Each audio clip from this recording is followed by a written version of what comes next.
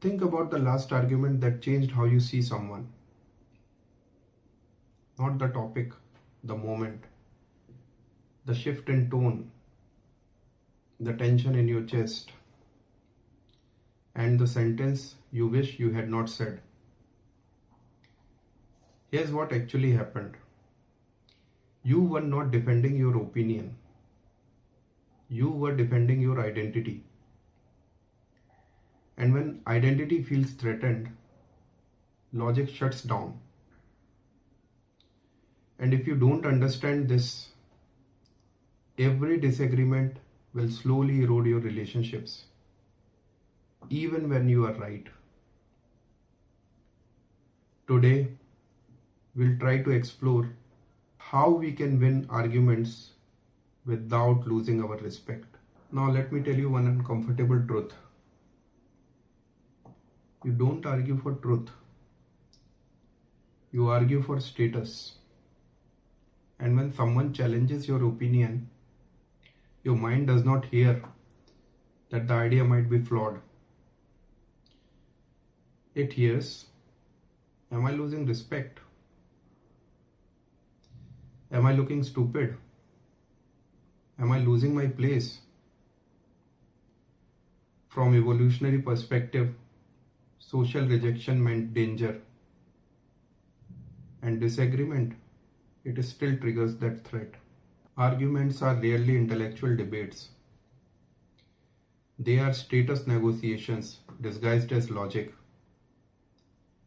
And the louder you get, the more threatened you feel. Just take a pause and notice, because awareness is control. Next time someone disagrees with you, watch your reaction. Curiosity or counterattack. That split second reveals whether you want truth or validation. Let's simplify this. Two people arguing about politics.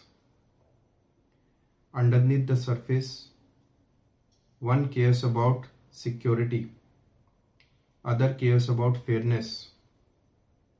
They are not the enemies. They prioritize different values. But when they frame it as me versus you, it becomes personal. Here's second uncomfortable truth. You don't want understanding. You want validation. That's why you interrupt. That's why you prepare your response while they are speaking.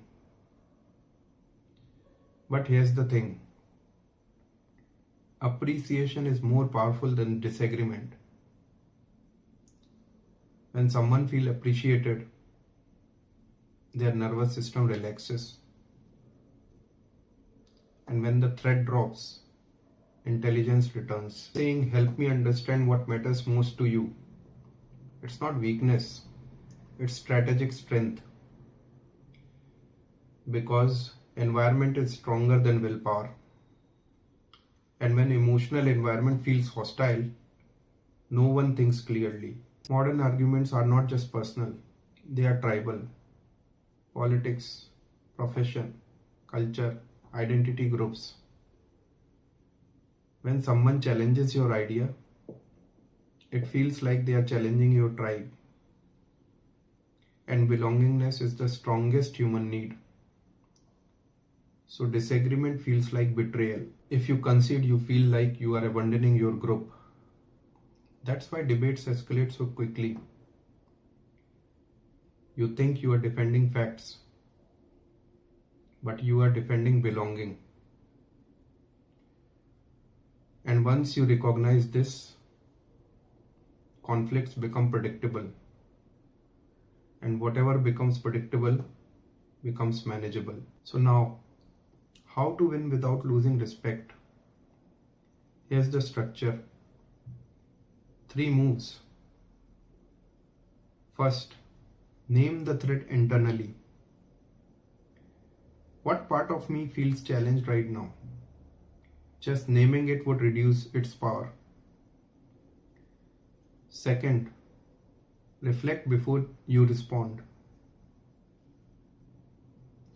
summarize their position clearly so that they say, "This is exactly what I mean," and then present your argument and put forth your point. Third, change the lens, change the framing from me versus you to us versus the problem. Instead of "you are wrong," say "we both care about fairness, but we disagree on methods." This preserves dignity, and dignity is what people are really fighting for. Winning argument is temporary. Losing respect is permanent. If you want to remember one thing, just remember this. Arguments are not conversations about ideas. They are strategic competitions about psychological safety. When someone disagrees with you, your brain does not say, "Is this true?" It says, "Am I losing status? Am I losing respect? Am I losing belongingness?" Once identity feels threatened, winning becomes more important than the truth. And when winning becomes the only goal, understanding dies. Strongest person in the argument is not the one who is the loudest. It's the one whose identity remains stable enough to stay calm while being challenged. That's the real strength. If this shifted how you see conflict, stay here. We don't avoid hard conversations, we elevate them. Because clarity lasts longer than ego ever will.